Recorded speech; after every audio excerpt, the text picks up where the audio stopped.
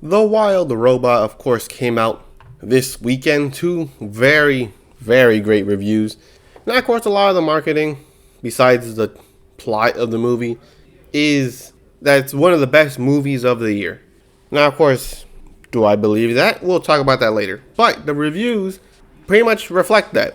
97% of Google users like the movie, 85 by Metacritic, 8.4 by IMDb, and 98% by Rotten Tomatoes.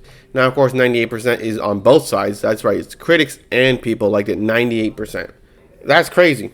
That's crazy. That's a lot. I still don't get how it goes up all the way to 98, but it makes sense. This movie is amazing. This movie is amazing, and the way I'm going to describe this movie will not do it justice. So, of course, before we go into the review, I guess you could say, go watch the movie. Go watch it. Obviously, I won't go too much into spoilers, just mainly the main plot and emotional scenes, I guess you could say. But this is a great movie. I'm not going to lie. Great movie. Go watch it. 100%. You will not be disappointed. Unless you think you're going to get disappointed, then go on Discount Tuesdays. At that point, you'll be less likely to feel robbed, as you could say. But anyways, let's get right into the review. Now, of course, The Wild Robot is based on, first of all, a book. I did not know that. But it is based around, well, a robot named Roz, who is basically swept by a typhoon and crashes on an island, where she is forced to adapt to, well, the wild. How does she do that? Well, by sitting down and actually observing the nature, learning the language of the animals. Now, of course, she is hated because, well, she's a robot that can extend her arms and shoot lasers. By the way, she's supposed to be this super advanced, not realistic, but super advanced robot from the future. Not in the timeline, but in our future. Where she is mainly used to assist humans, and one of the main selling points is that they always complete the tasks. Now, of course, most of the tasks are help with the groceries, trim the hedges, paint, right? Nothing too complex. This is where she gets a super complex task where she is forced to adapt as she goes on. And what is that task? And that is raising a baby bird. Now, of course, the bird lived peacefully with his mother and brothers in the egg until Roz was attacked, fell down a cliff, and crashed and killed the mother and the eggs. But the only one survived, that being named Bright Bill. Now, of course, besides that, you also get Finnick the Fox, who is pretty funny. I'll tell you that. He's very nice. Of course, he first appears trying to eat Brightbird in the egg for obvious reasons. He's hungry. But he later learns, maybe I could use this robot, right? She could do all this stuff. I might as well just stick around, pretend I know how to raise a baby bird, and we'll just go from there. So then she learns how to raise a bird and therefore learns emotions. She becomes not sentient, but she learns emotions. I guess you could say that's sentient, right? But because there's a great scene that shows it, and that's when she meets the other robots, the ones that also crash landed with her, who are in worse conditions because they've been there for like months, because Bright Bill has now been grown up, and basically told her off saying, "You're not my mom, you killed my parents," and all that stuff, right? It doesn't matter. And she goes and meets the robots, rebuilds some of them to some degree, and asks for help for this super complex task. And he said, "Oh, you shouldn't be feeling emotions. Let me check you." They go check the circuit board, and she gets overloaded with information. I thought that was an amazing scene, right? It's much better once you watch it, but you get the point. But after that, they reconcile. Brightbird learns how to fly, even though he's not deformed, right? But he's smaller, right? Because of the injuries he sustained as an egg from Roz crashing, Finnick having him in his mouth. Oh my god, that's crazy. And all that stuff. They go migrate, all that stuff. There's other stuff in the movie, but these are the most important parts. And one of the weird things is, in the first quarter of the movie, it is completely different. You would think from the trailers, well, some of them kind of show it, but it would be a nice, heartwarming tale. First quarter, you see a decapitated bird head.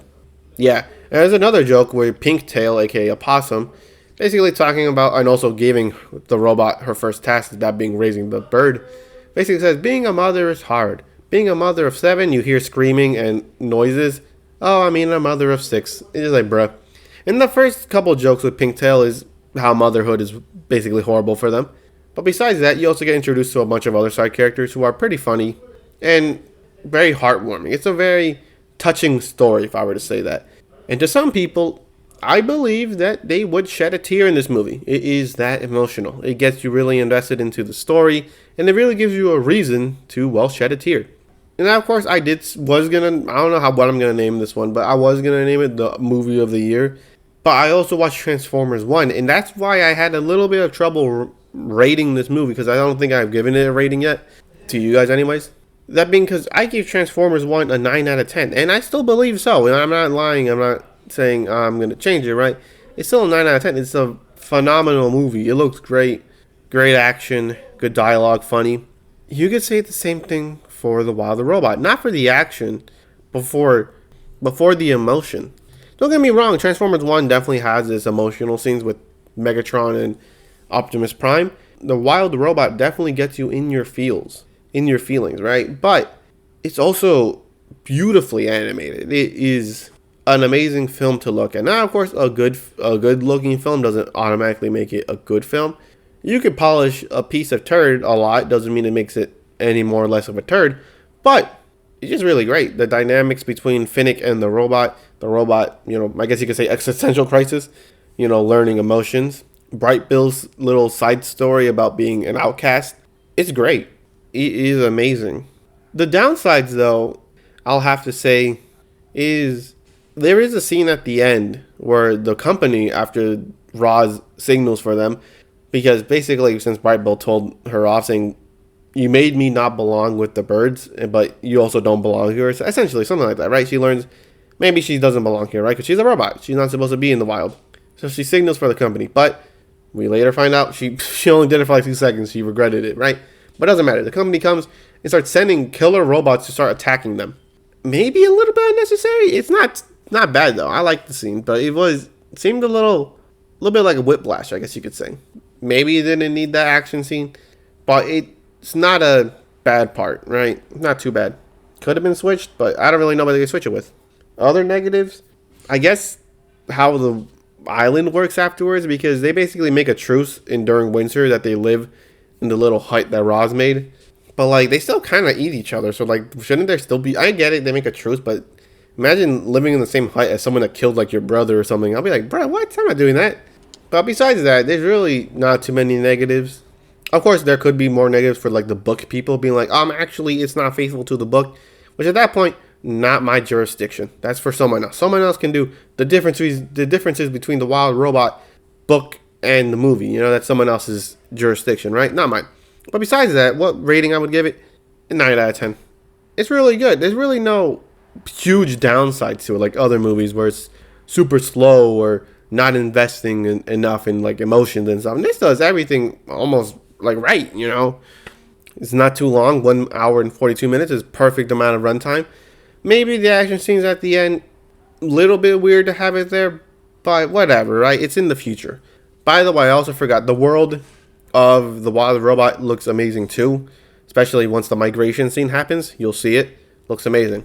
Great animation, great emotions. It tugs at the heartstrings.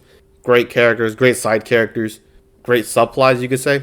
But besides that, 9 out of 10, easy movie to rank, I guess you could say. Well, not that easy, right? But besides that, hopefully you can enjoy The Wild Robot, because if you heard my review and you think, that doesn't even sound that good, trust me, I am not doing this movie justice. I have a really hard time of explaining really great movies, because I always feel like I undermine it to some degree. But anyways, hope you enjoyed this video, and I'll catch you in the next one.